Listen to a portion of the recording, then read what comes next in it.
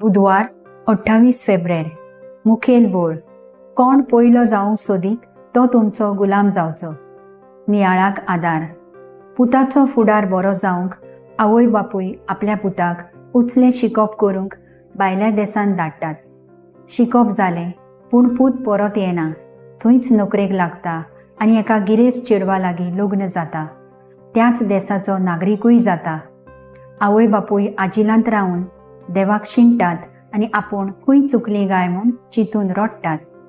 आमच्या दिसपट्ट्या जिवितांत पदवी जोडूंक देव आमकां सत्या दिता, पूण आमची आशा पुरी करूंक आमच्या कायद्यांचेर आमी विसर घालूंक जायना. धर्मशास्त्रांनी लोक कायद्यांचे गुलाम केल्ले आनी आपूण वडपण जोडटाले. देखून लोक घुस्पतालो आनी वायट बऱ्यान मदें वेंचून काडूंक चुकतालो. आयचें शुभ वर्तमान 3 संवाद आमचे मुखार दवरता. 1. जेजू आपल्या मरणा जिवनपणा विशीं बाकीत करता. 2. जेबेदावाच्या पुतांचे आवयचे मागणे. 3. जेजूची शिकवण.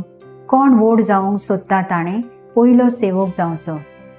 जेजू आपल्या कोश्टांचो आकांत शिसा लागीं वांटूंक सोदतालो जाल्यार शीस जेजूच्या मरणा उपरांत जेजूच्या बाजूक बसूंक भासाभास करताले.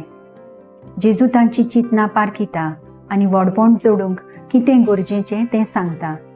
आमी मनान काळजान रिगोवंक गरज. ह्या संवसारांत कोण ल्हान जावन जियेता ताका देव स्वर्गा राज्यान पयलो वयलो मानाचो जागो दितलो. म्हजो थाराव. आपसुवातपण सोडून क्रिस्ती गोवायकेचें जिवीत जियेतेली.